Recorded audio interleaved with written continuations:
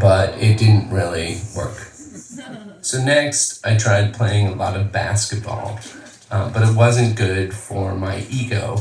And even just watching this, I just can feel it getting inflated. So I tried running, but I just found that I kept getting distracted.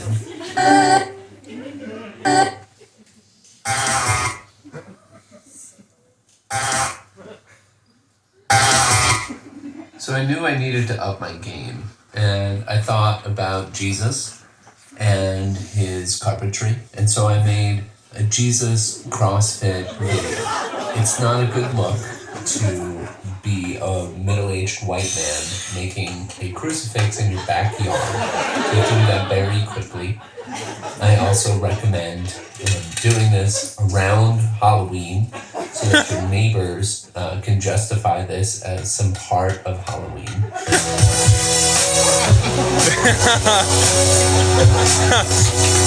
I'm afraid the afterlife is just my word. I'm afraid the afterlife, I don't believe in God. I'm afraid the afterlife, I wouldn't know what to. And as I lay there in Jesus Savasana, I thought about my church. I had recently gone back with my daughter to use her as a cover to film the sexy ass Jesus statue. And I had been feeling isolated, and it was just so nice to be in a familiar and welcoming place. But I also had to look up their mass schedule online, and their website had all of this anti-gay marriage propaganda on it. And I thought back to when I was in second grade, and they made us confess our sins, and I remember telling the priest I didn't share my toys with my brother, but the whole time I was thinking in the back of my head that I wish he would just take his hand off my knee. I'm just kidding. That didn't happen at all. Like I said, nothing nefarious.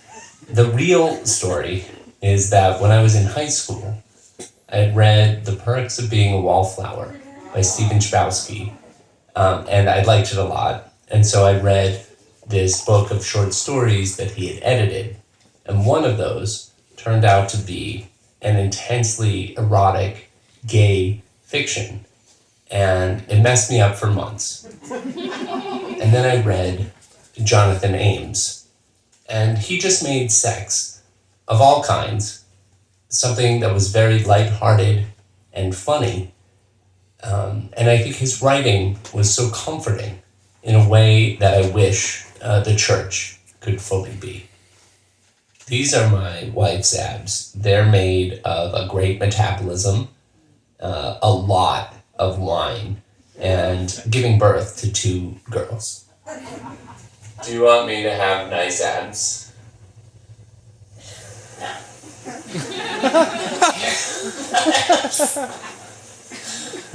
And after all of that work, these are my 38-year-old abs. I'm just kidding. These are my 38-year-old abs. They're made of the Ultimate Warrior, my wife, Andrew WK, my daughters, basketball, Jonathan Ames, running, a little less beer, a little less dinner, Jesus, and a 90s ab slide.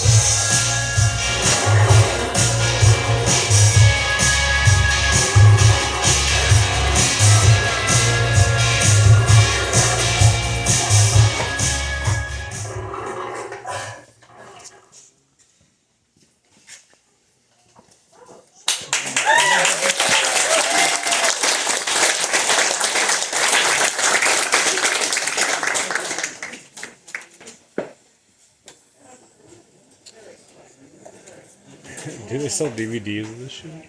I wish they should do that. That's a great Thank you so much for idea. sticking around. I'd We're buy, gonna go I'd buy a over the DVD awards really or quickly. VHS it, I but bet it'd be so much fun to make that cover for it.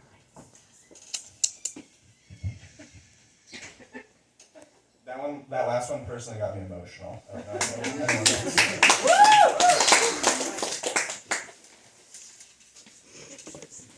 The first award is for Best Acting, and that goes to Lucia Camarelli in Bambina.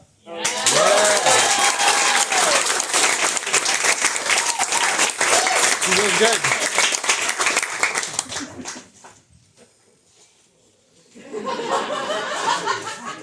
The award for Best Ensemble goes to the cast of Crunchitize, directed by Max Levine.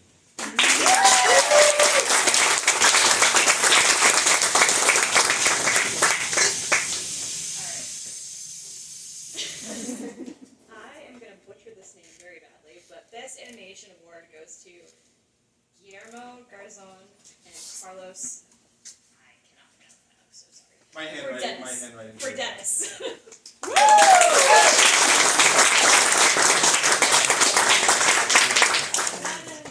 We have an award for the most incoherent film, Oh, God. and that is by Jonah Lynn's Meet the Johnnies. Yeah.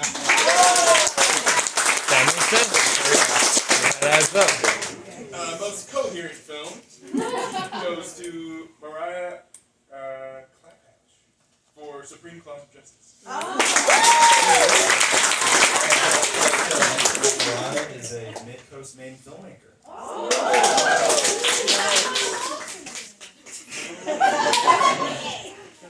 The Best Editing Award goes to Michael Emmett and Maxwell Dorfman for Toilet Paper Ninja 4.